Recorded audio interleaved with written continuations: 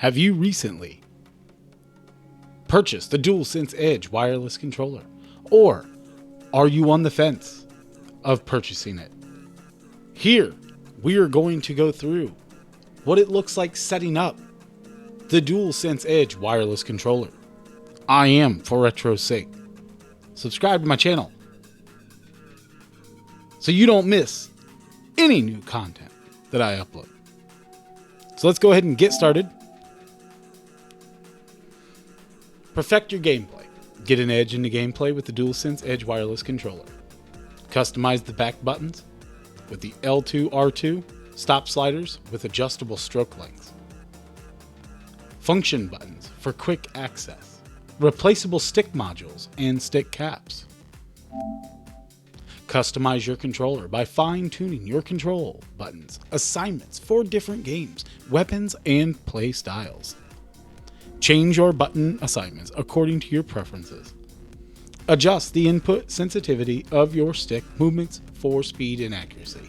Set the input range for your controller, sticks, and L2, R2 buttons for better control.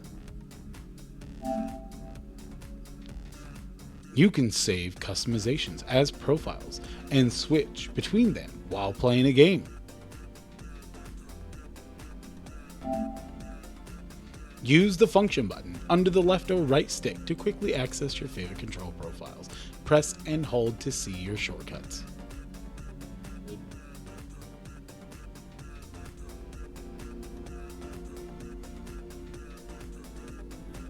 See what's assigned to each shortcut.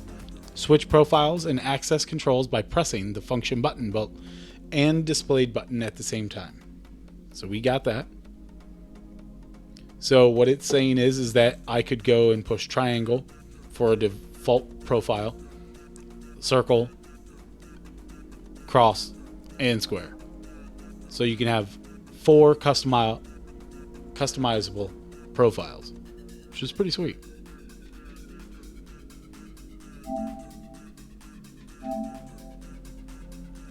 Start now for setup. Let's go ahead and do that so everybody can see. Start creating custom profiles here. Got it. So we could go in here and start the actual custom profile. So it would tell me here that I need to push the function button and triangle to get this particular one to come up.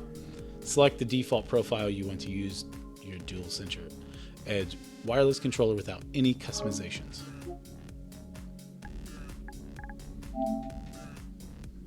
For Retro's sake here.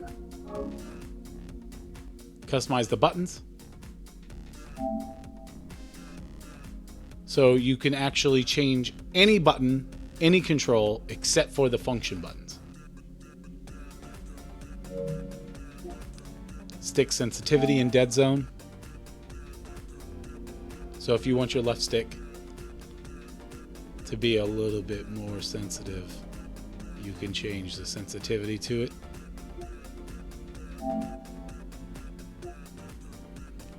The amount of registered input accelerates as you tilt the stick. Good for making quick movements. Gain the upper hand by quickly aiming in fast-paced shooting games. Sweet. Minimum input is registered when you tilt the stick. Good for making precise movements. Fans of shooting games may find the ability to aim slowly and accurately helpful. Registered inputs is limited even if you tilt the stick far. Enables smooth and stable movements. Ideal for when you need to move smoothly in action games. Tilting the stick even slightly will register nearly maximum input. Functions like the directional buttons on the controller. Get instant input reaction for your fighting action games. Dynamic. Registered input is limited when you tilt the stick slightly so or far, but accelerated in the middle range enables versatile gameplay in shooting games where you may need to aim carefully but also turn quickly. Those are all pretty sweet. Curve adjustment and then dead zone adjustment, and obviously you can change the left stick and the right stick on those sensitivity levels. Trigger dead zone. You can literally set it to have minimal read until a certain area of pressure is put on that particular trigger stick, which is really sweet. Vibration intensity. Medium. Whoops. Backed out a little too far. Weak, off, and strong. It says strong, but it doesn't actually give me any kind of like feel to it, so that's fine. Trigger effect intensity.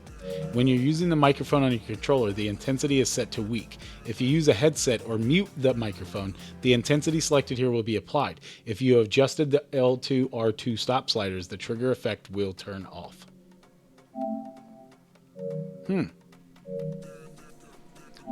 So that would be how you set a profile and the ability to change the controls in each profile.